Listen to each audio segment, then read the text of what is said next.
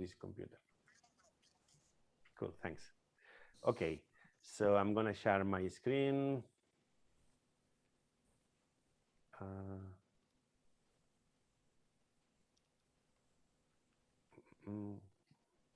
It takes a few seconds, okay. Share. Okay, I'm sharing my screen, but no worries because I'm gonna make this bigger now, because probably you see it a bit small. So I'm gonna make it bigger. So this is the presentation mode. Presentation mode. Now it jumps to the primary screen. So I have to move again to the secondary screen. Appearance, exit full screen. Okay, now that's it. That was what I wanted. Okay, so we are gonna start. So first I want to explain you about why we have different kind of variables. And the origin of this is that we have just the memory, and the memory are basically zeros and ones. So the computer only understands zeros and ones, which the translation to the physical world is 1 means that there is voltage, 0 means that there is no voltage. So basically on the memory, we have cells that have voltage enabled and cells that have not. So there are the ones and the zeros. So the computer only understands that. So in order to organize the information, we have to allocate our data using zeros and ones, and we have to differentiate which kind of data we are reading. Let me show you. I jumped the gun with this, sorry. Exit presentation mode. Project. I prepared something visual that will help. Yeah, this one. Okay. So those are variables. For example, F temperature, it's a float. And this is a pointer to the position in the memory that is occupying. So for example, that F temperature is pointing to a place where 10.51 is stored. The floats in Python have a limited size, so they will use always the same amount of memory. But we have also another kind of variable, which has the string. I started with s underscore name, and it's pointing to the position in memory where this is stored, and this string is Carlos. We have another string, which, for example, is s underscore book, book underscore Python. So this is supposed to contain like the entire content of a book of Python, and that points to the position in memory, where is it? And then there is text. I marked here a /n because the /n means jumping the line. But in memory, there are no lines. Everything is continuous. So we have /n to represent jumping a line. We have /t in Python to represent a tab. This is one of the things that is requested in the assignment, to have a file separated with fields separated by tab. That's done in Python by adding /t. Okay, and we have another field which is an integer, for example, views in a video in YouTube, which in this case is 1 million, I think, or no, 100 million. One of the cool things of Python is that they can use, they can have numbers, integer numbers, as big as the memory is available. Also for strings, we can have strings super huge until the memory exhausts. And that's very nice, comparing to other languages that have serious limitations on that. Okay.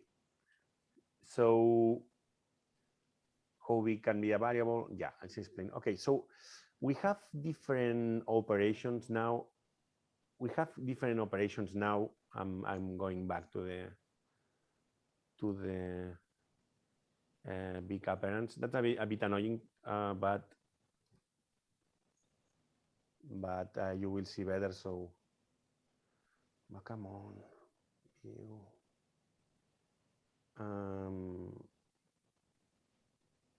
Okay, sorry for that.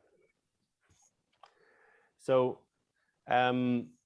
we have different kinds of variables. For example, we have here an age, which is an I prefix with an I underscore referring to integers, S underscore for strings.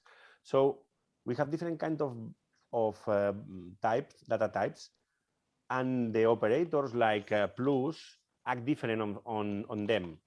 For example, if I define number equal 5, I can do number is equal to itself plus 3, and then I will get 8. But if I have a string, which is city, Cork, I cannot do this, city equal city plus 3, because then we will be mixing like strings with integers, and Python doesn't know how to do that. We can use the operator plus for strings, but to concatenate strings. So for example, Ireland. Nice. There is something very important in programming, that is the execution starts from the top and then it goes down. So for example, I cannot do here print I number, because in line 2, I number is not known. I number will be known in line 4, sorry. After this has been executed, then I am able to print it. So here it's perfectly valid to print I number.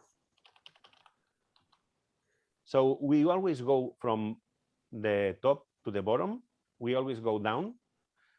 And there are a few exceptions to this, is that we can call code that we have defined before, like functions. But we will see this later. By the moment, we will be going from the top to the bottom. So in this case, we define the number 5, we add 3, and we print it, so it should be 8.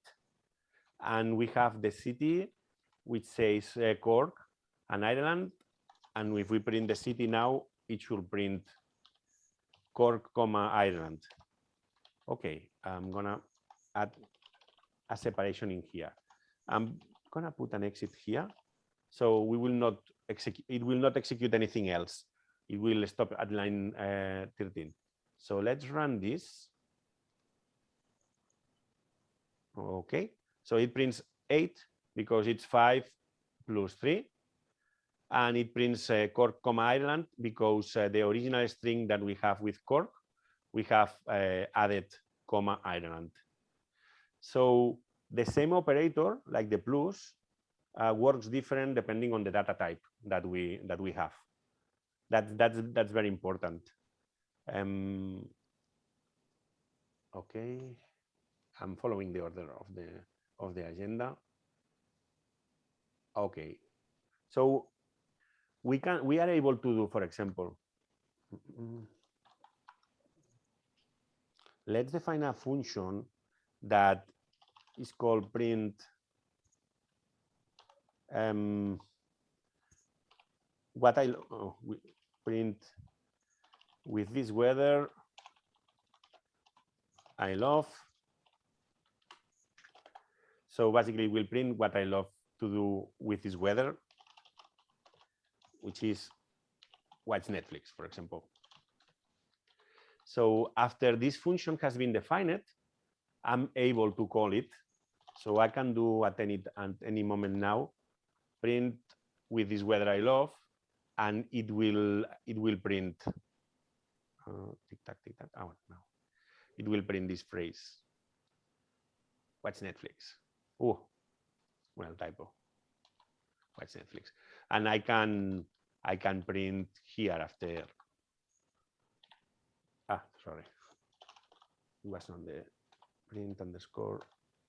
So I can call it as many times as I want. In fact, Okay, so watch Netflix, 8, watch Netflix, and print city after. So in fact, we create the functions in order to reuse code.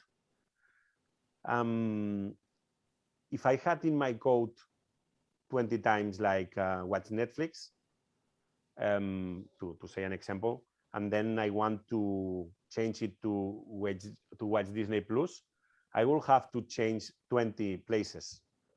When we are talking about large code like 10,000 lines or more, that's painful, and especially because the functions that are done there are not just printing one line. And also, we have to fix the same thing, many things in many places. So that's not efficient. So having functions allows us to do that task and having defined it just once. So if I have to fix this and I want to change this to I said Disney Plus, I will change only once. And when I print, it will be changed for the 2 times that is called. So watch Disney Plus and watch Disney Plus. So that's the reason for the functions: reusability, reduce errors, and reduce the code that is repeated. So if you have to fix it, you will fix it only once. Okay, so let's continue just to see a bit some more of variables examples. So okay, I have this one, an integer age defined as 46, and a string defined as Carlos, which name is sname.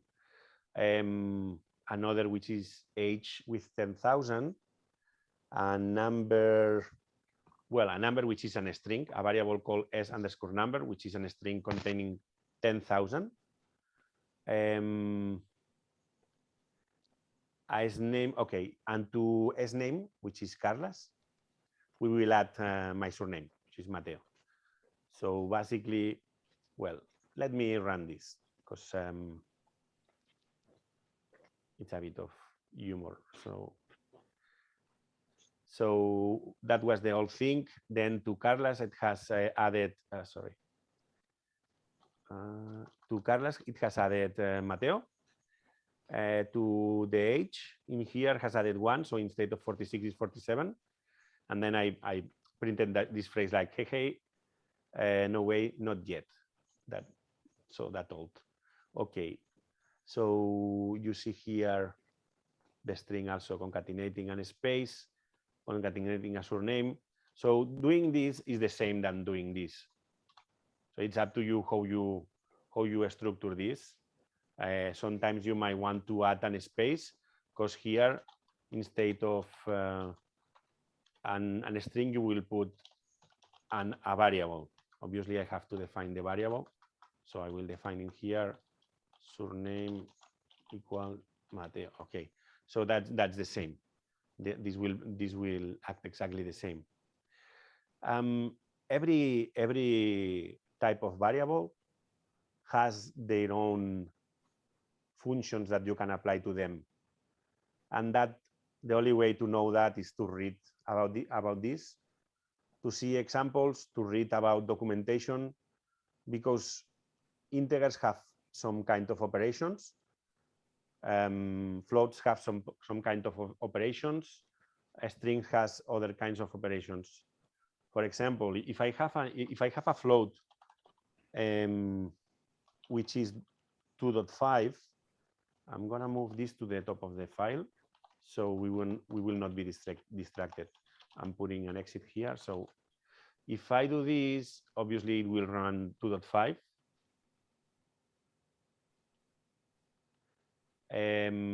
But if I do round this, okay, applied to a float, we see that has rounded that decimal number to an integer number.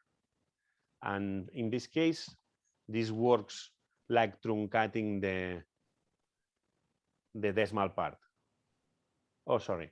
No, my bad. It rounds to the most close. So to 6, to 7, 2.6, 2.7, 2.8, 2.9 will be rounded to 3. 2.4 will be rounded to 2, and so on. So this applies only for integers.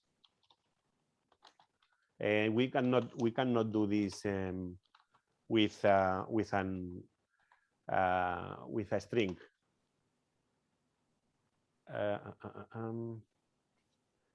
Okay.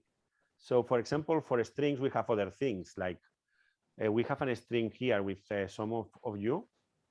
And then I ask, is Pierre in the list of my friends? And then I print Pierre in as friends. So this in as friends means that is this string a substring of this string? So is Pierre a substring of this string? So that's like an if, and it will return true. So when I run the code, okay, let me go a bit up. Is Pierre in the list of my friends? It prints true, because Pierre in as friends is true, because it's a substring of the string.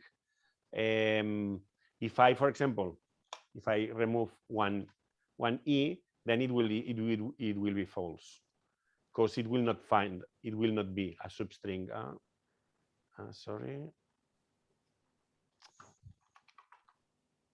Sorry, it says false. So this is only applied to strings. Well, it's also applied to arrays, but we are not there. We are only with the basic types. So we can do also this.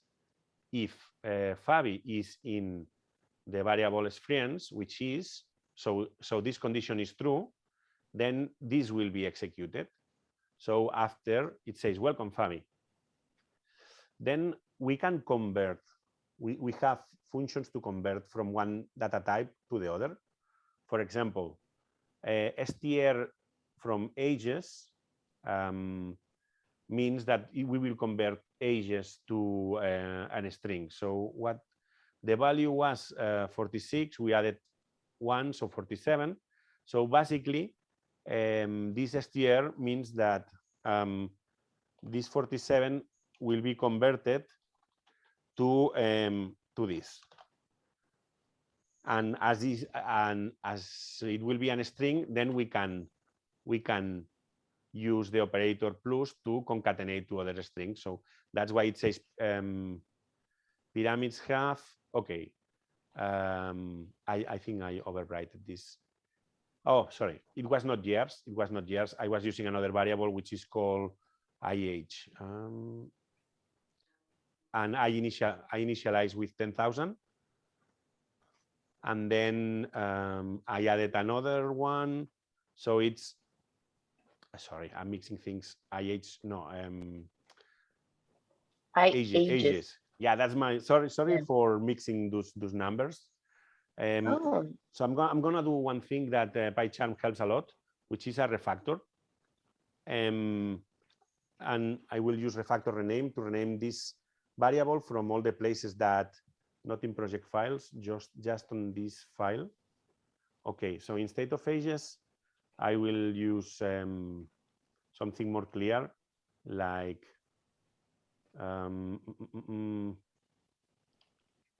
ancient years. I don't know, it's a terrible name, but English doesn't come easily to me sometimes. So, okay, I do a refactor and has changed all the places, so I will not get more confused, sorry. So yeah, so to the ancient years, we'll add 50. This that we are doing here is called inline. It means we can do operations in the middle of other operations. Let me see, because I was using ancient years, and let me see where I define a number. Okay. Okay, so I defined a variable called snumber, which has the same. So I'm gonna refactor this as well to make it clear.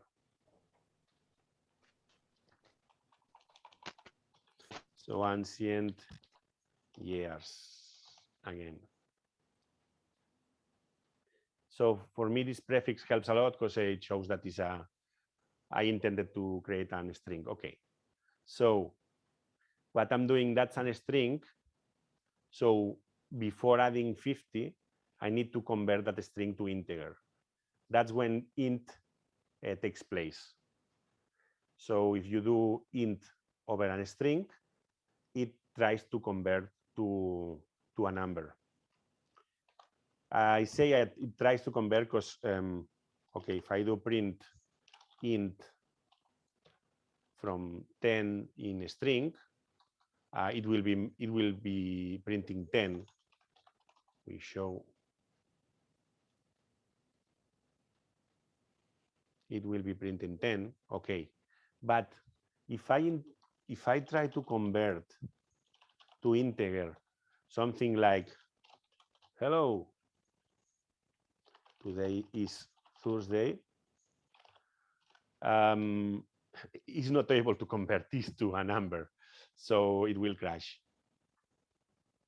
Okay, so that's one error, and it's telling invalid literal for int with base 10.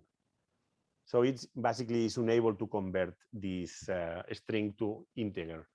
So when we convert data types, sometimes we will get an error if it doesn't make sense for Python. So sometimes I will cover this later, but we can catch the exceptions. I'm catching everything that could happen in here, and then I could say, hey, the conversion failed. So that's what we do when we don't want our program to crash badly like this, like trying to control errors or exit in a nice way. So now when I run, take that, it will say, hey, the conversion failed. That's what we call that the program catch an exception. Yeah, Yes, go ahead, Carlos. please. Yes. Just is that the same thing as the try catch from Java? Exactly, it's exactly the same. Okay. Yeah. Most of the languages, most of them are very similar, support the same things, but sometimes what changes is the syntaxes. Yeah. Okay. For Thanks. example, in Java we have like with the try, then we will open this, and so we will do something like that, and then we will have catch. But yeah, in Python we don't use those clausers. We know what's inside that block because normally the instructions that have subblocks have the semicolon at the end. And then they are aligned by convention. It's 4 spaces.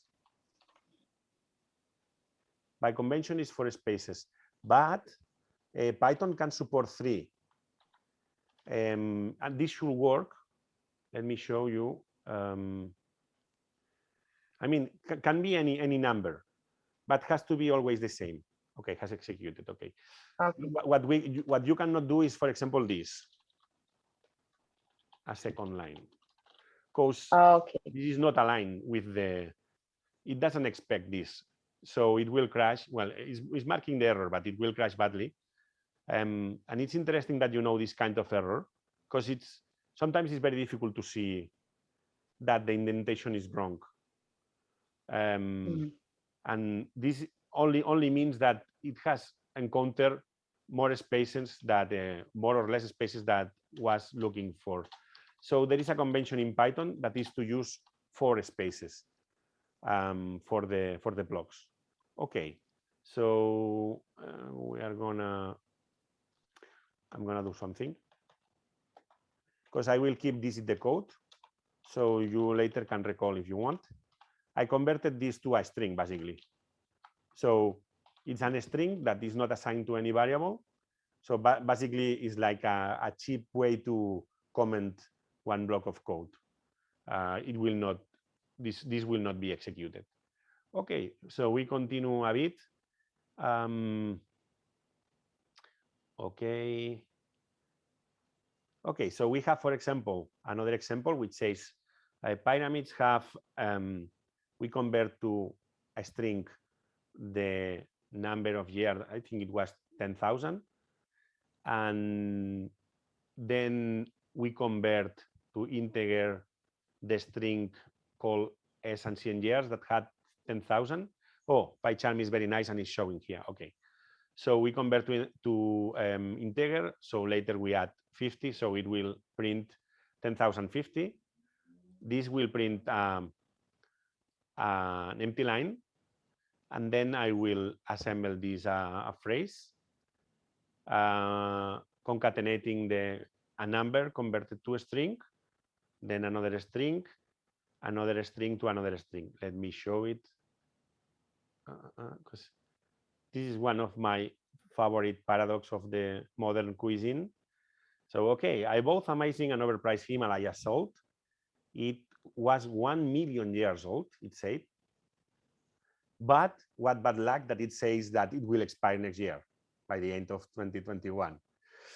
So bad luck, because that Himalaya salt that is more expensive, it has 1 million years.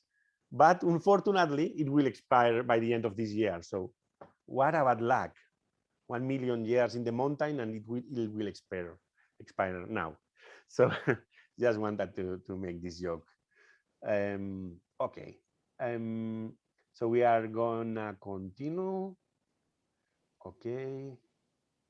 Okay. So I told you that it goes from top to bottom, and it's always true, but there are those situations where you can go back to the top, to the definition, to execute this, and then it will go back to the point where it was called. So there is something that we call the execution pointer, and basically means the place where the code is. So it goes boom, boom, boom, boom. And when we call this function, it jumps here, boom, does that, boom, and then goes back to the place where it was called from. Nice. So with loops, it happens the same. Let me go up to the top again. So if we do a for example, we call this index in range 0, 10, which means that it will go from 0 to 9, because it takes one less than the value that we specify here. I can say in the top of the world, I can say I'm in the bottom. Let me, okay, I will put a number 2 here, because otherwise we will get a lot of spam. So if we run this, you will see that tic-tac, okay. It starts with, sorry, I'm in the top of the world, then I'm in the bottom, then it goes up again, I'm in the top of the world, I'm in the bottom, and something useful I like a lot, or you don't have another choice sometimes to do something which we call the back. So sometimes you want to know what is the value at that certain moment. So I will say, for example, the back, I am index equals, and I will put an index. Yeah, this is a trick, so I don't have to convert to str. If you put a comma in print, it will print independently each data type without crashing. So basically, after printing I'm in the bottom, it will print the value of index. So when we run this, tic-tac, okay. So if we come here, I'm in the top of the wall, I'm in the bottom, the book index 0. I'm in the top of the wall, I'm in the bottom, index 1, and then it finished. So in this case, for example, this the book line allows us to know that, okay, so it will end with the value 1 and not in the value 2, for example. This is the way that range works in Python. Has nothing, I mean, you have to just remember that works like that. And one of the problems of coding for beginners is that nobody explained that, okay, there are things that are like formulas that you just have to know that work like that, or you have to copy. Just copy them, or have like a book of recipes, and then just copy, because it will like that. Don't go crazy, it was like And that. we don't know the formulas. Exactly, that's the problem. There are a lot of them. There are a lot of them, yeah. And then the teacher comes and does blah blah blah blah blah blah. I can escenify this like that's it, done. And what the fuck? So yeah, no, it's not like that. Yeah, it takes a lot of time to know that you can convert a string, for example, to uppercase or to lowercase, or you can eliminate the ending enters or spaces or the starting ones. For example, let me see if I have not break the keyboard. Yeah, I have not. Okay, if we have a new string which is crazy spacebar, for example. So okay, my spacebar broke and it printed all of this. Now is the text I want. So if I print this, it's crazy. Okay, I'm gonna convert this to a string as well. I will keep the exit. Okay, so now it prints this with all my spacebar craziness in here. So if I want like to remove those spaces, I can do, for example, it's all strip. L strip. Okay. All right, should be like that. So when I print it, the spaces on the left should have been removed. Okay, yes. So it will remove the spaces on the left until it finds the first character, which is the N. But it will not remove the spaces between the string, between the words in the string. Or if we had spaces at the end or enter or whatever, it will not remove. It will only remove from the left. So we have L strip, R strip, and just strip. So, and that's only one example of how crazy can you go, because you don't know all the methods that affect to. If I do the upper, for example, it converts the text to uppercase. So maybe the teacher asks for, okay, convert this phrase to uppercase, and he thinks, it's easy. Let's put 1,000 exercises more like that. But you go crazy to convert this because you don't know that there is a function that works with strings. So a lot of work involved in becoming a programmer is knowing all the functions that affect the data types, because otherwise you cannot do anything. But in the other hand, if you allow me, I will show you. Sorry. Okay, I'm gonna move here one browser. And what people do is Python, how to convert a string to uppercase, for example. You ask Google in natural language, and you find a lot of places where it explains how to solve the thing. So that explains, Geeks for Geeks explains like with examples and yeah, exactly. So you can find tons of places that will explain you many things. So you can then just copy how it works. String.upper, okay. Nice. So you can copy that recipe or that solution. So it's impossible to know everything, and in so few time that we had. So this will help. Okay. What else? We did additions. Okay. Language syntax. Oh yeah, something that I recommend to you is to write in a notebook. I love paper notebooks, but the advantage of the digital ones is that you can search.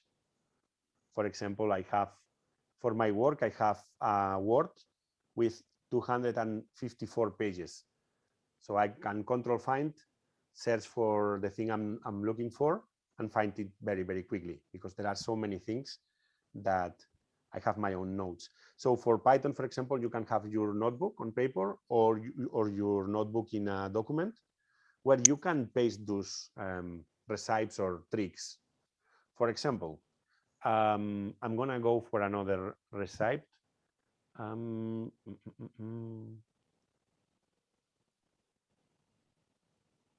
Okay. Do you see it well like this, or is too small? I'm good. Okay. So if you cannot see it, tell me.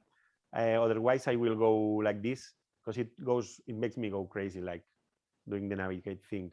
So I prepared, for example, no, this one, yes. For example, that's what I was mentioning. This is like one kind of thing that you should have on your recipes notebook, because it's always the same. When you need to open a file, you can do this with open the file name as file, for example. Then this will loop, will loop the file until it's finished.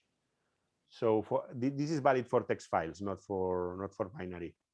But if you have to read a text file, that's perfect. So I have prepared a text file here, which is text.txt.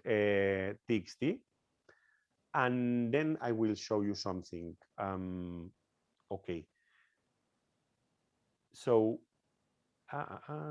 here, yeah. Oh, sorry. It's executing another one. I have to do one time from here. Okay. So it prints here. It prints this, which is which I will show you why it's printing like that. So it says, I am a text. My mission is to be a sample of night text. I'm a polite text. Thanks for coming. So, well, basically, more than a text is a robot, but this is the text that it's reading. I will say I'm a text from a robot. That's better. That robot is not that friendly. So this is the file that Python is reading and is printing. And what happens here? Oh, sorry. This. What happens here is that it's reading a line, but that line has an /n, which means jump line. So do you remember when I said that the memory is continuous? So basically, this file, which PyCharm is showing as multi-line, this file for real is something like that, stored in the hard drive. So every jump of line is a character that is represented by /n. So what I'm gonna do, I'm gonna show you this in a more techie way. So this is the file we have. Then I have here a terminal. Let me bring it. Okay. Let me clear this. So there is a tool in Linux, which is called xdump, that shows the hexadecimal representation of a file. It could be a binary file or a text file. So basically, it shows how it's for real. So what I'm doing is running this program over the text.txt file. So we can see I am a text from a robot. My mission is to be a sample of nice text. And then here is the /n. So this is the jump to the next line, is the correspondence to jump to the next line.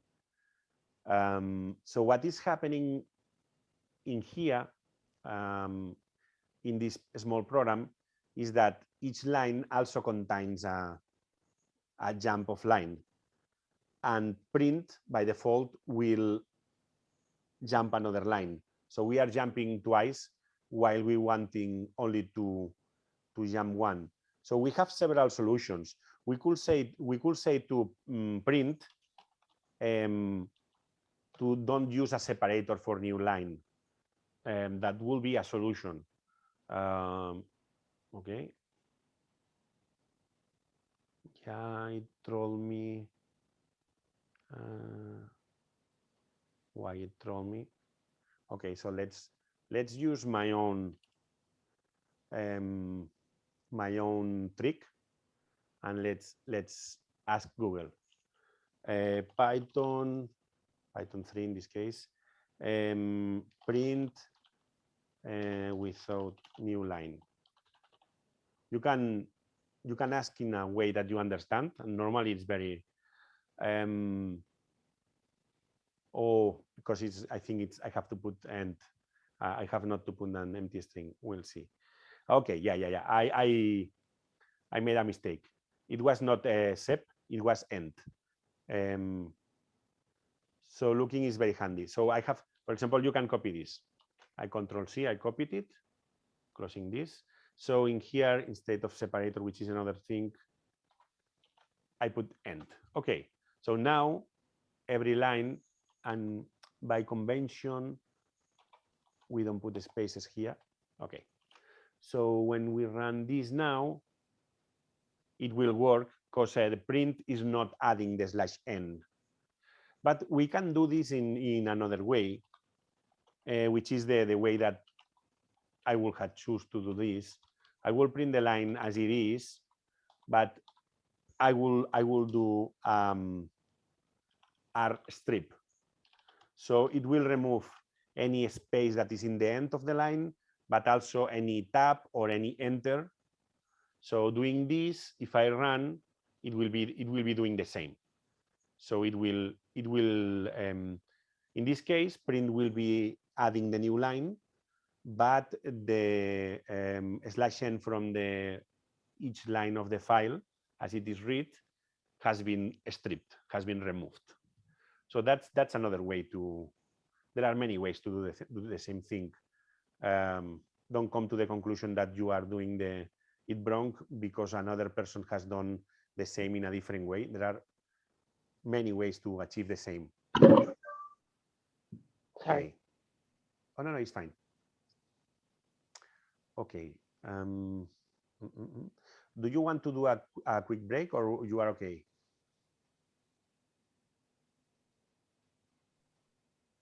You are okay? I'm okay anyway, Carlos. Okay, fantastic. So we continue then. Okay. So for the blocks, I show the indentation. Well, another typical error is missing the semicolon. So if 1 + 1 equals 2, it should be a semicolon here.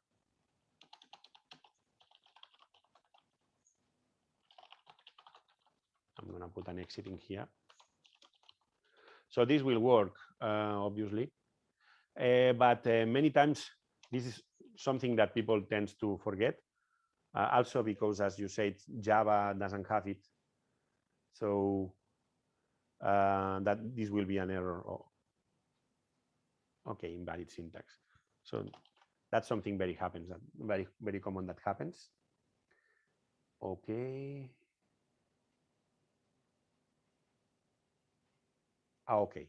So I think I should show you something about the functions. A bit of functions. Okay, new Python file.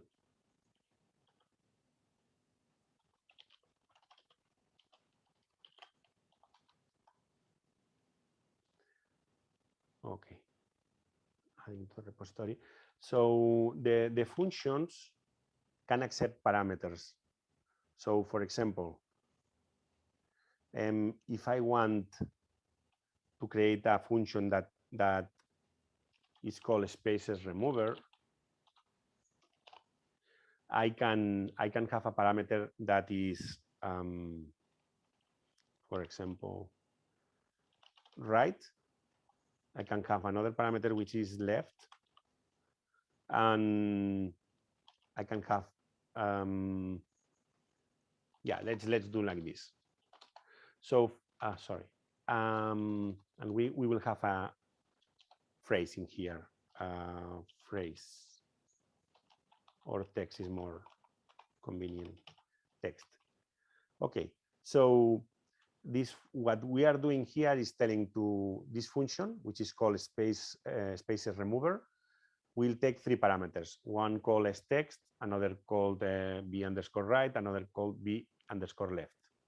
Okay, by the moment, we are not going to do anything, so we will continue. So now we will call this function, and we will do something that is, okay, text clean is equal space remover. And we have to pass a text. We are going to define a text.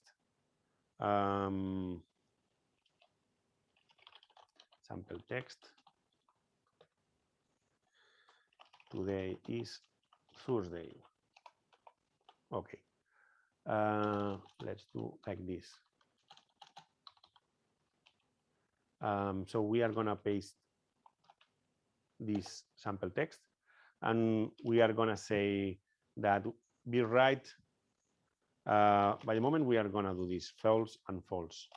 We have not implemented anything. So if we run this, we can get an error maybe because, no, because we are not returning anything. But no, basically this variable is assigned to none, so no error. Okay, so now we are going to introduce return. So now the only thing we are going to do first is to return the same text. So if we print stext clean, that will print the same. Today is Thursday with the spaces in front and in the bottom. Sorry, at the end. Okay. So now what we are going to do is, if be right is true, this is another kind of variable what we call Boolean, and Boolean can only take two values, true or false. So we are sending false and false, so we will not enter in this inside here, but we are going to implement. So if be right is true, what we are going to do is transform this text. So the text is equal to itself, but with right strip, with the characters like a space, enter from the right stripped. And we are gonna do the same with left as text equal as text L strip. Okay. Okay, so if we run it now, it will do the same than before, because this we are passing false and false. Cool. But if we put a true in here, it will remove. This is for right. Sorry, the other one, false.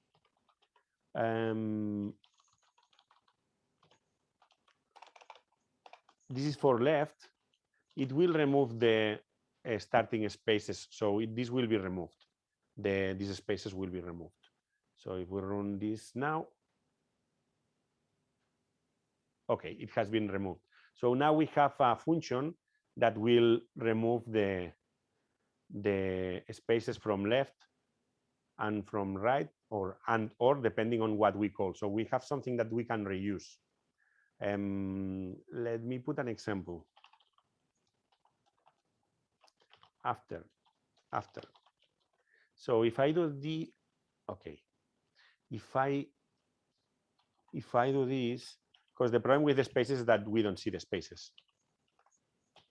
Well, if we select the text, we should, well, it doesn't show, but we don't see those spaces. But if I put new lines and I print something else later, we will see that it comes after the new lines. So now, if I call the R strip, so if I pass through in here, now those slash ends and the spaces will be removed. So after will come just in the next line. Exactly. So the objective of having like functions is like to reuse code, to reduce errors, and basically to reuse the things.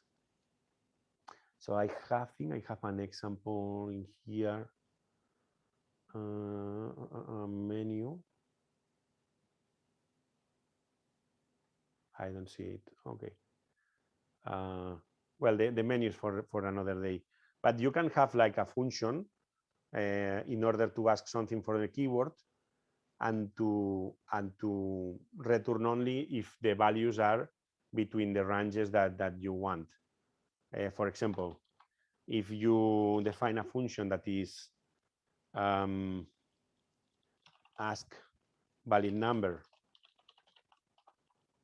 and then you pass here, for example, the minimum value that you will accept, and here you pass the max. Okay, so then you have something like this while true, so an infinite loop.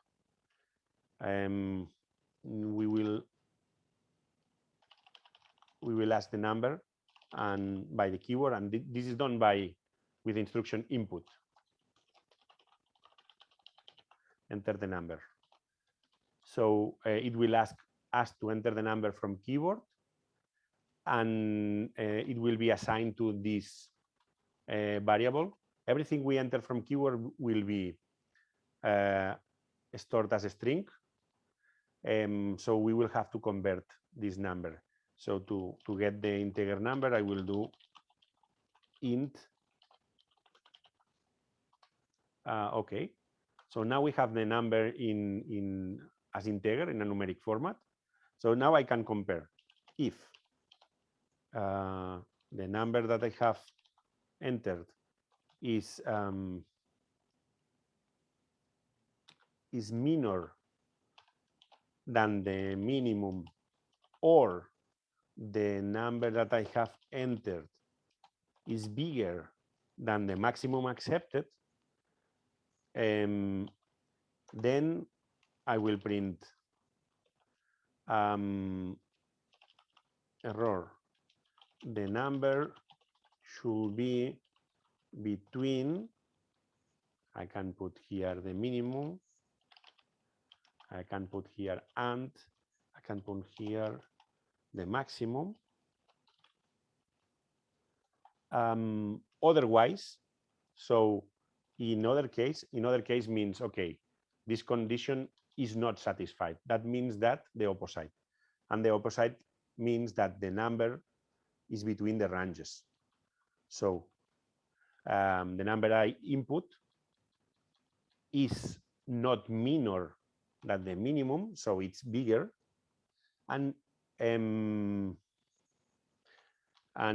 it will be an AND in the other case. The number is not bigger than the maximum accepted. So it's between the ranges. We are going to test this. Okay, so we will print that the number is valid. And what we will do here is break. And break is another of the things that you have to know, just because it works like this. It's simply that you can escape any while or any for just by executing a break. So as the number was valid, we break, and it will come outside the while, and then we can return the number that they enter. which is iNumber. So basically, we are going to show now. I exit here to avoid the other exercise. So if I call ask valid number and I say 1, 10, it should only accept numbers between 1 and 10 inclusive. Oh, sorry, there is no. And as I am returning, I should number type it. Okay, so let's run this. Enter the number. So if I say 0, it should say error. Okay, that's fine. If I say 11, it should say also an error. Okay. If I add a number like 5, it should continue and say it's valid. Okay, cool. So this is something that is useful when you are building menus or other options, because you can have just a method, a function, sorry, and you can reuse it in many places, just changing the values that your minimum and your maximum. And you will get here only a valid number, because it will not escape the while until it gets a valid number. So that's very handy if you have to build a menu that has options from 1 to 5, for example.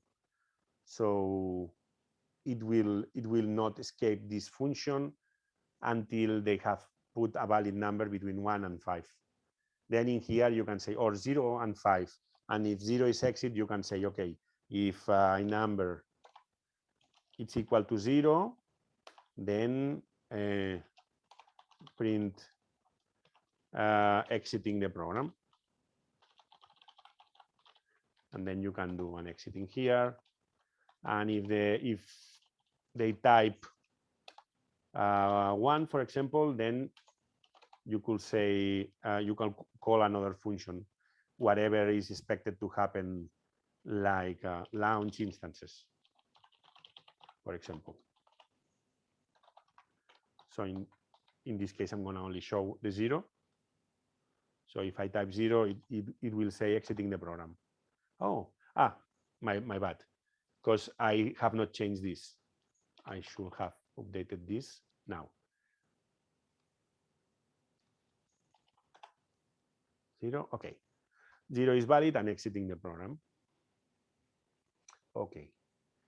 What else we have for today?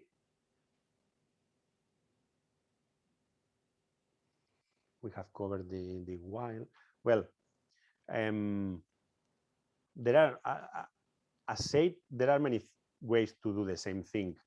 Instead of while true, for example, I could have told while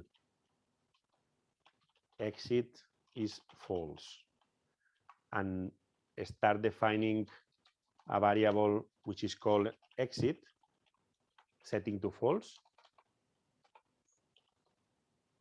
So while will happen as long as this condition is satisfied. As exit is false, has been defined to false in line 14, this while will continue. So it will be break by this break. So it will work the same way, but instead of break, what we can do is set exit to true. So when the number is valid, the variable exit will set to true. We will come here, it will be evaluated, and the exit is false. No, it's true. So this condition is not satisfied. So we will continue. It will not go to the line 18 because the condition is not satisfied. It will go to the next one, which is the 28, and it will return the number. So we show it, enter the number. We said if we put 20, condition is not satisfied. Okay, but if we put 0 again, condition will be satisfied. And we'll do the same. So while will always be repeating as long as this condition is satisfied. And you can use as exit condition a variable, like in this case, or you can do a while true, which is an infinite loop, and then break it, whatever you prefer. But it's part of your resources. You have to know it works like that. You have to know that while works like that. So what is useful for me and for many programmers is to have examples of code that when you are building your program, you just copy and paste. So, okay, I don't remember how while works in Python because I have been 1 week in holidays. But in my notes, I have a file which is a while, which I have a sample. And then I copy and paste. Yeah, it works like that. Because it's like talking in German. Okay, I have studied German, but after a while I forgot a bit some grammatical constructs. But if I have my notes about typical phrases, then those constructs I have them hard coded, and I can copy and paste when I need to refrain or use them. So you don't have to be afraid of programming, because if you don't remember certain things, it's perfectly normal. In order to remember this, you need to program 1 year or more. But if you have your notes, you can just quickly like copy and paste, because you will remember that you need a while in here. But you may spend 1 hour or half an hour trying to figure out the syntaxes. And that's the worst. You don't have that time. So you copy and paste from your resources, and that's it. Okay. So, I'm to finish, and then you can have questions if you want to ask anything. I will show a real menu. So I'm going to create a new file because this is a bit messy. Tick tack. Okay, new Python file. Okay. So menu demo. We'll add to GitHub because I'm adding this to a Git repository. You have the link on the document of the agenda, so you will have access to this code as well. Okay, so let's call one print menu, for example, and one of we will print menu.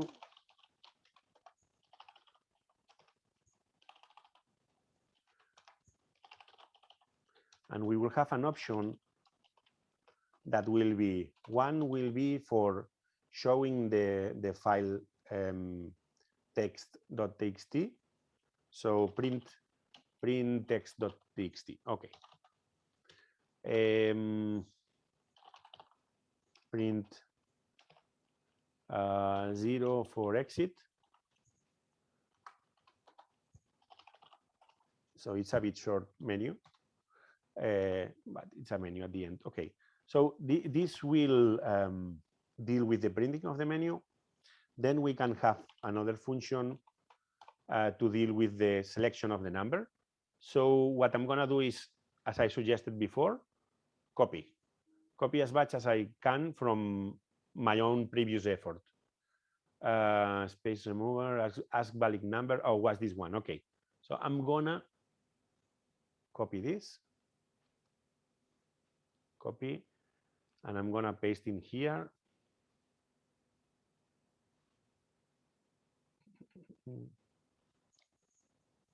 Paste. Okay, I'm a bit tired as well, like you, so I can be a bit slow, and I put those 2 lines here. Okay, so basically we have all the. Oh yeah, PyCharm analyze and sees that another file has the same code. Okay, so we have the 2 parts that we need now. So we can do something. We can now assemble a infinite loop while true. The first thing in the loop will be calling the print of the menu, print menu. And then the second thing can be ask valid number. Okay, and then we will do, sorry, I have to get this parameter. selection. If selection is equal to 0, if there is nothing more to discuss, so we exit, just exit. We can print by, for example, and that's it. So that's the option 0. And if selection is equal to 1, I'm gonna do the same that I did before. I'm gonna rob my own effort of the of opening the file. Okay, so it was this. Okay, I'm gonna copy this menu. Okay, I'm gonna create a new function in here. If read file, I'm gonna accept a parameter with the name of the file. Okay, I'm gonna paste the code in here. Okay, so now I will not hardcode the file name, and I'm not calling file name now. I'm calling it file, just file. Okay, and okay, I don't want to print in here. Well, I could print, but to show how we reduce the things, I can do okay. So file contents. This is another trick. So as I'm reading line by line, what I can do is instead of printing, I'm gonna feed anything new that comes to this variable file contents is equal itself, so whatever it was there, plus the new line that has been read. Okay, we don't have to do anything else because we are not printing, so we are not adding double space. So we have a single string that has the content of the file read line by line. You can read the file just in one step with a command that is read file, but I prefer to show you how to do it line by line because it will be useful for you later when you have to deal with a file like a password file or whatever. You will need this. So if selection is equal to 1, I will be calling this new function, which is called read file. And I will call read file. The name of the file was text.txt. And I want to catch this return in a variable. I will call it text. And here I will print the text. So basically, this should do it. So basically, I built a program which we could have called it Frankenstein because it's made with pieces of other programs. So could be Frankie menu or something. But in any case, we are going to run it to show that we built a menu with functionality. Run. Okay. Oops. I made a mistake. Nice. Ask valid number missing 2 required positional parameters. Okay, my bad. Yeah, it's right. Yeah. It requires two values, the minimum and the maximum. The minimum is 0 for exit, and the 1 is the maximum. So I'm gonna run it again. Okay. So if I select another number, it will show the error as before. If I show 1, it will print the text. Okay. Obviously, my Frankenstein has gone a bit crazy, and there is something I'm not doing right. So it's telling 1 is valid. Okay, that's fine because I have here 1 is valid. And why is not printing? It's printing none. Oh, I see why. None means that, okay, when I call this function, nothing is returned. So stex takes the value none. So it has been my fault because in this function, I have done all the work, but I'm not returning anything. I should return the variable. Okay, now it will work. Okay, so run again. So if I print 1, it reads the file and prints the file, and after this it comes back to the menu, so it prints again the menu. So that will be very handy for any program that you may need to write, because after your selection the thing will be done, but it will come back to the menu as it expected. I will run as many times as I want, and when I'm done, finally I will select 0 for exit. Bye, and it finished the program. Carlos. Yes. Yes. You know, on line 40, where it has return S file contents. Yes. When that's returned, does that mean it's passed to somewhere else, or? Yes, absolutely. Yeah, that's exactly the meaning of this. So let me put in here. When we call read file with the file that we want to read, it's doing all the stuff in here, ta, ta, ta, ta, ta. And when we call return, that means that this that is after the return will be returned to the caller.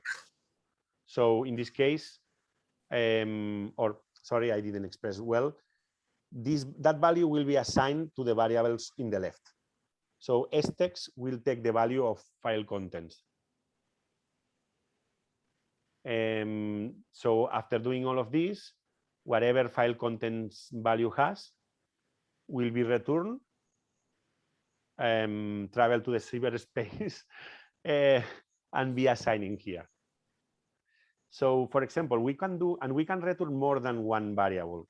For example, if we want our program to be more clever and return as well the length of this text, we can create a new variable that is called length, and use len allows us to calculate the length of a string. So we can say the length of file contents, file contents. Okay, so if we want, we can pass 2 parameters in here. So now I'm returning 2. Let me show now how it crashed, because I think this is important. Okay, so the code works, but then when I select the option 1, boom, no, why? Okay, yeah, okay, yeah. What has happened, you see that there is a comma with 256 after the string. So what has happened is that Python internally returns, when you return more than one variable, it returns as a tuple, which is called, is like a set of values. But you need to unpack this. That means that in order to this work well, if you are returning 2 variables, you have to have, excuse me, here, you have to have 2 variables. So if I add here a variable which is length, now it will work as intended. Okay, so and now it works as intended, and the value of S file contents will be assigned to stex, because it's in the left of the calling, and the value of length will be assigned to length. So now I'm able to do the length of the text is, and then add here length. And if I do, it will print the contents of the file and that line telling how long it is. The length of the text is 256 characters. So yes, whatever you return here, you can assign just by having it to the left of the equal sign from the calling the function you call. So in this case, read file. Did I explain clearly, or? Yeah, it's something I've used a couple of times. Like we see it all the time, but I've never really fully gotten it. So I learned more there than I knew before. Definitely. Thanks. Cool. Thanks. I'm happy that was helpful. Yeah, because it can be very annoying. Yeah, sometimes it can be annoying to when you don't get what you expect, and you can go a bit crazy, like what's going on there. Nice. More questions? Can I ask you another one, Carlos? Yeah, of course, as many as you want. Yeah. Okay. The idea is this, like to solve any question that you have. It's kind of a broad question, and it is related to the assignment. But if I just ask, today I was trying to think about this part where we have to divide users into admin users and regular users. Oh, yeah. And I was thinking about it for ages and thinking, is it just a simple function? Is it something more complicated that involves classes? And I just don't know how to think in such a way that I can take the theory we have and apply it. I suppose that's my fundamental problem, that I understand tuples and integers and things, but when it comes to applying that logic to a problem, I can't make the mental jump. Yeah, that's very abstract and takes some time, like to be able to figure like different contexts. So help me to remember what the admin role and the user role were supposed to be. How different are they?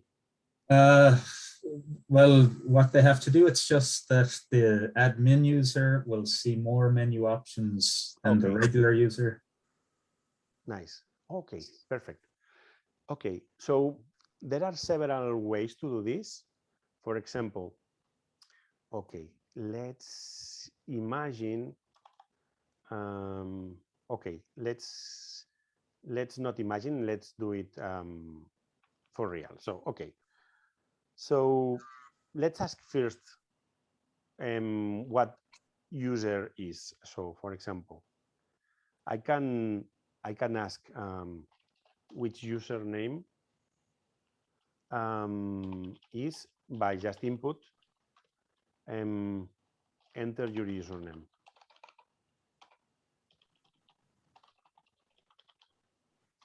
Okay, so input is another function. So whatever they type will be assigned to a username, because input inside, it will do a return.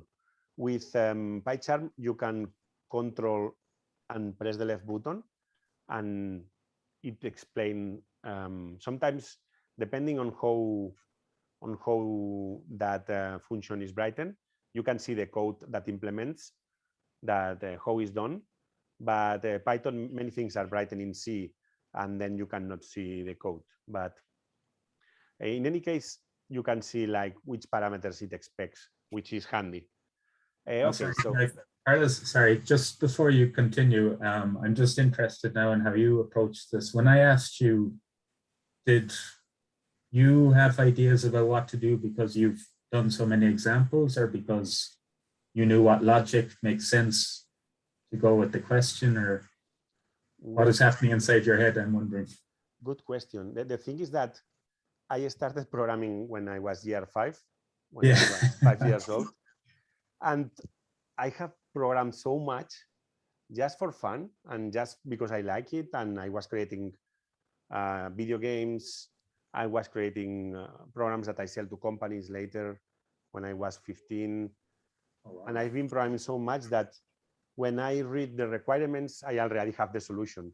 So it comes to me instantly. So if I face a problem that I never had, I need to think about it. Sometimes I have to write in a notebook and try to break into the key aspects.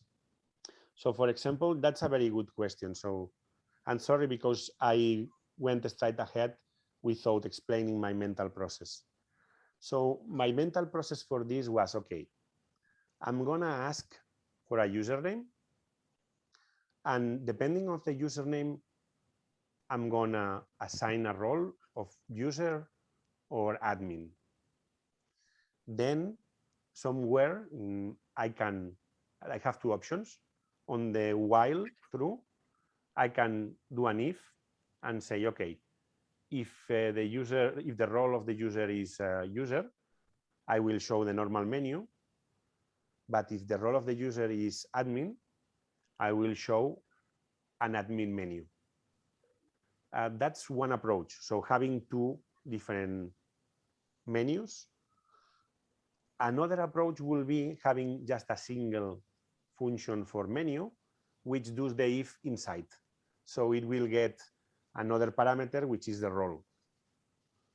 So both approaches are good, and both have pros and cons.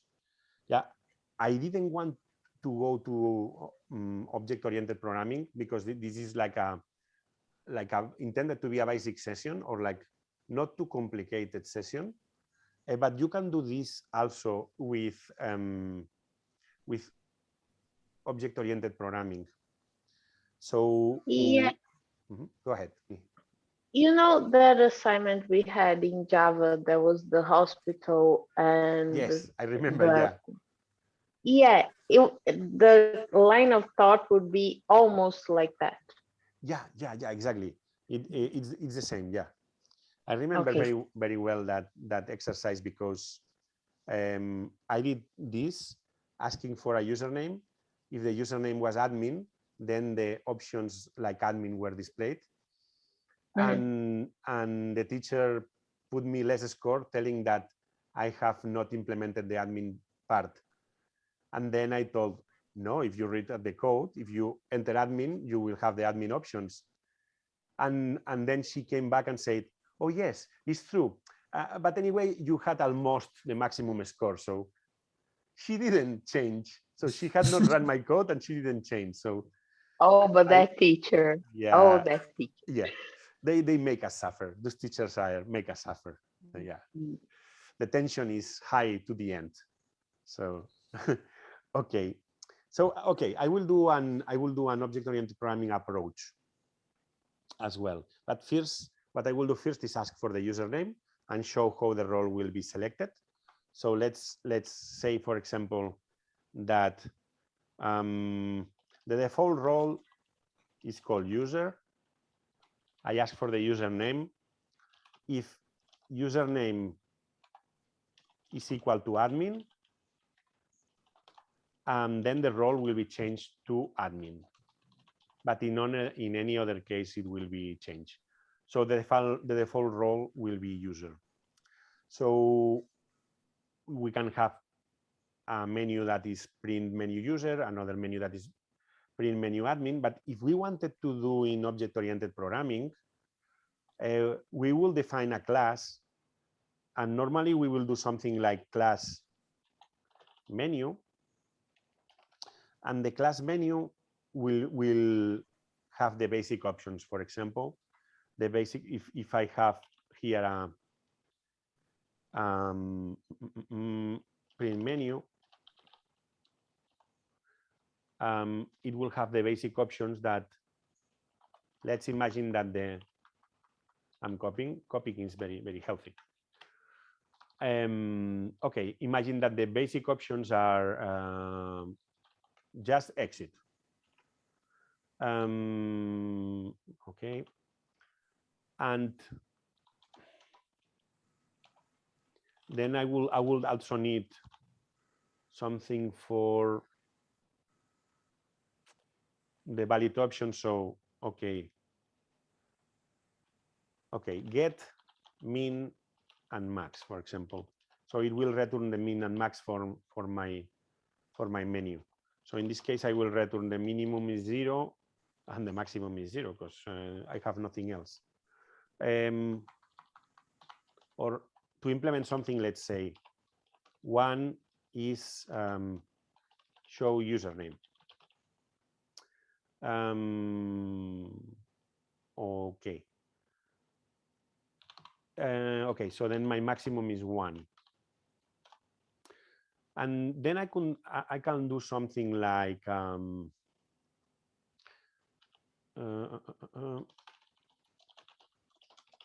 menu admin, which extends from menu, and then what I can do is print menu as well. This is called overwriting. I'm overwriting the menu. But what I will do is I will call, I think it's parent now, parent. Oh no, okay, let's do my advice, don't lose time. And because now the problem when one is tired, the performance is less and we forgot things. Calling parent, because I think parent is in Java. So super, yeah, it's called super in Python. Yeah, sorry, using here. I'm nice and I will score them because the question and the answer are valid. So okay. So what I will do in the menu admin is call whatever is in the parent class menu. So I'm calling this print menu. We will print like that. And then I will print an extra option, which is to print the file. And then I can overwrite get min and max and return 0, 2 instead of 1, because we have also the value 2 as maximum. So in order to use this now, I will change a bit. Instead of using print menu, I will do, well, first I need to instantiate the class. So I will say object menu is, let me show one trick. So if the role is user, the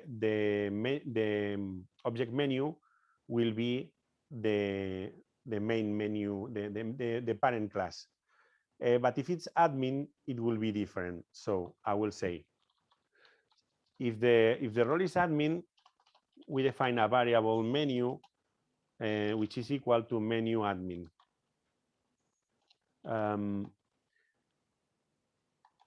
Else, so is the user, we define the menu as menu. This is a way of doing. We could have like defining here the default menu and then overwriting in here. Let's do this way to be more clear. So by default, I create the O menu to the menu for the user. But if it's admin, I will overwrite this variable with the menu for the admin. What I can do this way is that I don't have to worry anymore about which user is, because I only have to have a menu to do print menu. And instead of this, well, no, I will keep doing this, but I will do minimum and maximum come from a menu dot get min and max. And then I'm going to put here the corresponding min and max. This is more complex. All the things that I'm showing now are more complex. But well, if you are interested in learning this, so, and you can check later with the video if you want. So what I have to change here is this, which in this case, the selection 1 is not the same. Oh, no, sorry. Selection 1 is always the same. It's printing the username. So what I'm going to do is only if selection is 2, I will print the file, and only the admin will be able to pass the menu selection from 1. So this will be only for admin. A good thing is to put admin option only. And if iSelection is equal to 1, then print your username is, and then printing the username that we have. Okay, username that we have defined.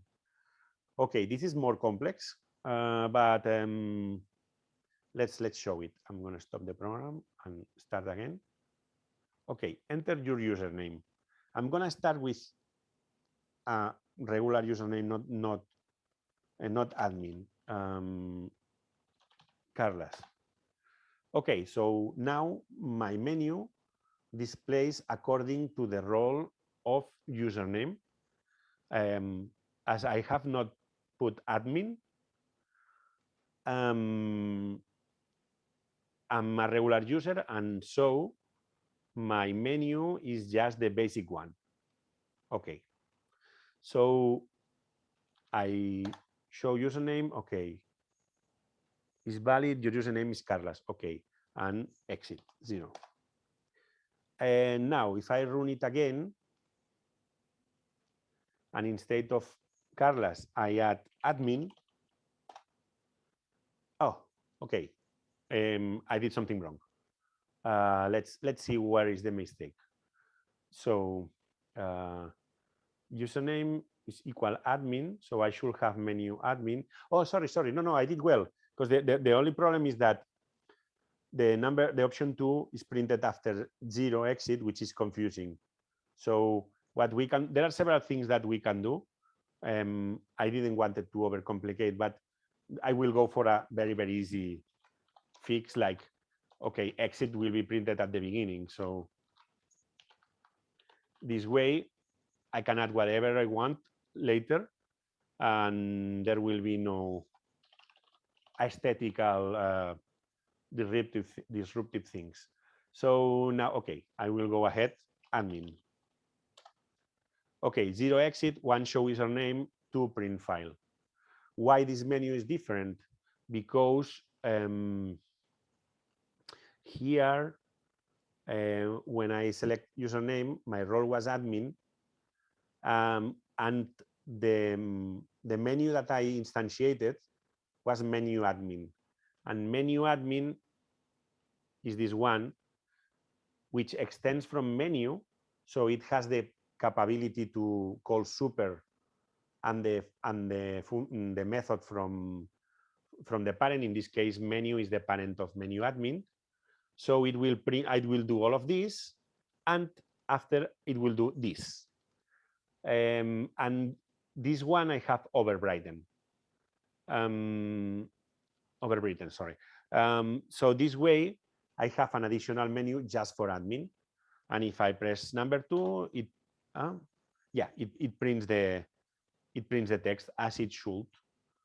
Now I'm gonna exit, and one, it shows that I'm user admin. But obviously, if I identify if you, Brian, hacking the system and want to print the file, so when you press the number 2, it doesn't accept you, because the validation for the menu is 0 or 1. So I know this is pretty complicated, but I wanted to provide the answer to your question. Thanks, Carlos. Yeah, it's complicated, all right, but I get the gist, and I'll read over it again after when you put it up. So. But this object-oriented programming functionality of having parents is super, super cool. Some years, well, so many years, well, not that many, I'm young, but more than 10 years ago, I was working in an e-commerce which is called Privalia. It's a multinational. And oh, nice. You know them? They are in Brazil as well. Yeah. Yes, they are. I created the website that they have, the Privalia, which is multi-country. I created it with 4 senior backend developers as well.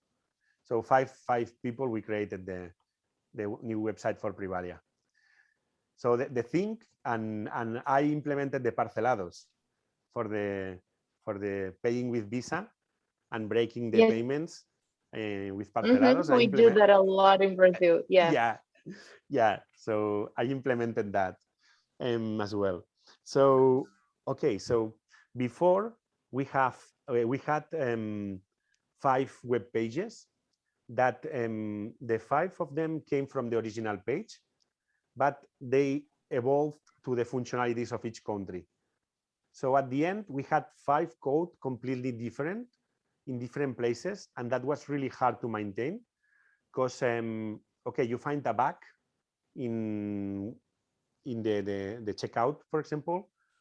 It happens that you have to fix in 5 different codes, and it happens that the codes have been changed so differently that it's very difficult to maintain.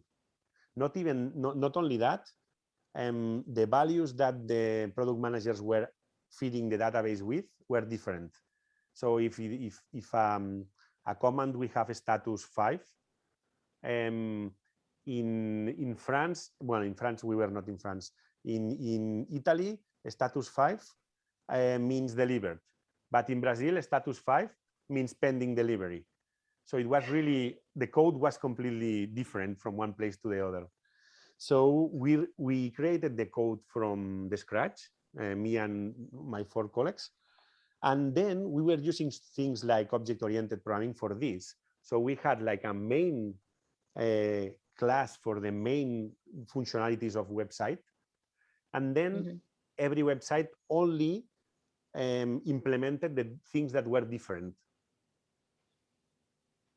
So, so for example, in the case of Brazil, we will, when you get like payment accepted, when you call payment accepted, you will have another entry which is for parcelados, for example. But the main website will return Visa, MasterCard, and PayPal, for example. But if you go with Brazil, it will return those 3 plus the parcelados, for example. The parcelados. Yes. Yeah. So that's really, really handy. So it's another way of thinking about the things, but it really can help you a lot of code and a lot of difficulty to maintain the code. I can imagine. Yes, it's not easy to come to see this. I mean, it comes with time and practice, and maybe taking the wrong way several times, or taking one way that works, but you are not satisfied, and then rewriting it, and then rewriting it, and then rewriting. So it takes time.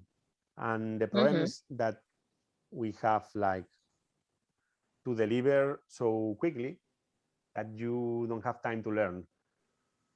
And sometimes you don't have even time to make it work. So it's a bit stressful. So there are many ways to achieve the same result. It's good to solve it with whatever knowledge you have. And then if you want, you can go to version 2 and improve it, and go to version 3 and improve it, and go to version 4 and improve it. So it happens to any programmer that if you check your code 6 months later or 1 year later, sometimes you see things that you will do differently now, or some things you may do in a way that you consider a better way. So that's very common, but the perfection is like enemy of doing things. So it's a good idea, like to make it work for an assignment.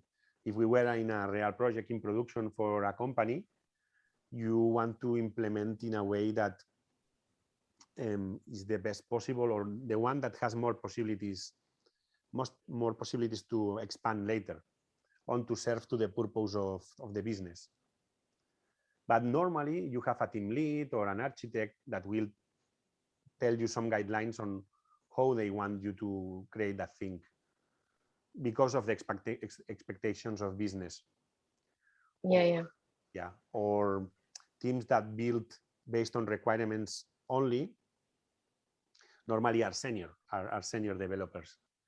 No, it's not normal like to get a junior developer and throw to the sharks, solve this in the better possible way or you will die.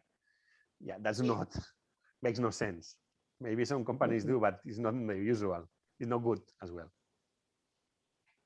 So yeah, it's a good approach, like to solve in the way you know how to solve, and then you can look for the extra if you want, for the extra mile. But my advice is to finish the assignment first, and then you can think if you want and have time to better ways to get an extra score. Yeah.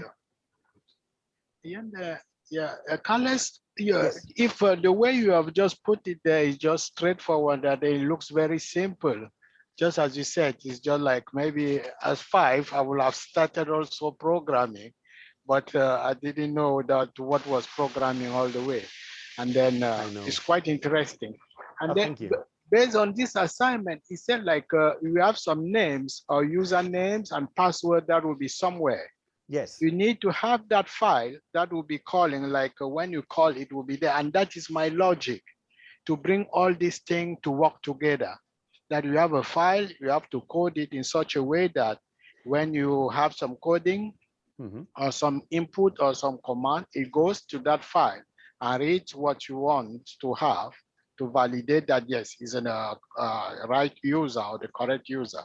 And that most of the time is the logic too, that I find very challenging. Yeah, you are right. It's challenging. It's not you. It's challenging for everybody. Yeah. I will advise to break the problems in smaller problems that you can handle. And what I will do, for example, that's something we do as well. We use something which is called to do. And sometimes we don't want to implement something, or we don't know how, and we don't want that to stop us. So what we do is, okay, we put, as convention, we put like that, add to do, or if you want, you can put just to do, and that's it. And to do, open file. Okay, what else I have to do? Read file. Okay.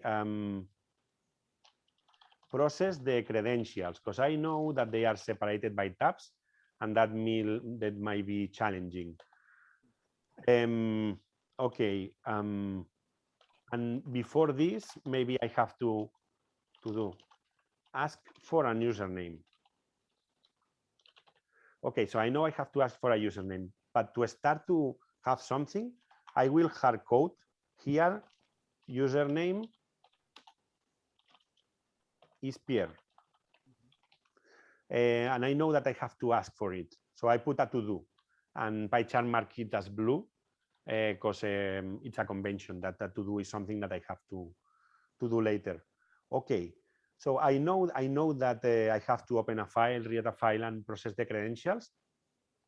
But to don't be stuck, I can start by having that I don't know, my user ID is whatever, and my token is whatever.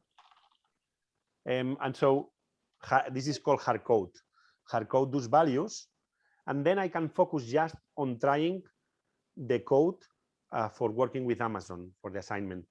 And for example, if you do this, you can just copy and paste the code from the teacher in the videos, and then copying and pasting the code in here with your credentials hard coded and passed to the S3 instead of the ones that he had. You will see that it works.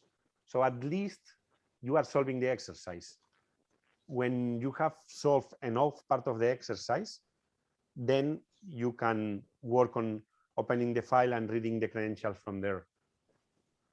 But if you don't do, at least you will get like enough score to pass, because the thing is done. The main thing is done. Only like, okay, the tails like open the file, read the file, process the credentials have to be done. And this way is much more easy. If you break the complexity in things that you can achieve independently, for example, yeah, in here you can put another to do and have add menu, for example, no?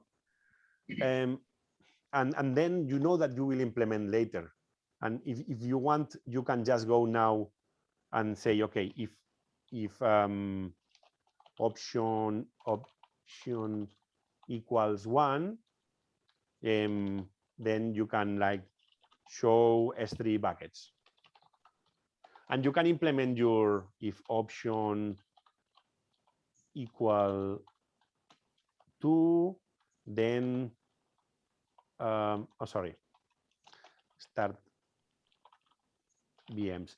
In Python, we cannot leave a block of code without doing something. So when we don't want to implement something, we put pass, and it will not make an error. And in this case, I will hard code in order to test this. I will say, okay, option is equal to 1. So all the times that I run the program, it will come here. But later, if you want, you want to test 2, you will put 2. This is what we call hard code, but at least provides a way to so the teacher can test it and yourself. Make sense here? Yeah, it makes sense. Just that now, just to have it now, implementing it, that will be the hard work to be done in it. Yes, but start by breaking into the task that you have to have, and then work in implementing just one. And when it is done, when it works, then you can go to another. Yes. And I suggest to focus on the core of the thing. And by core, I mean, okay, showing that the core is showing that we make Amazon do what we want to do. Yes. So I will focus on implemented option 1, option 2, and whatever. I will do that way as well.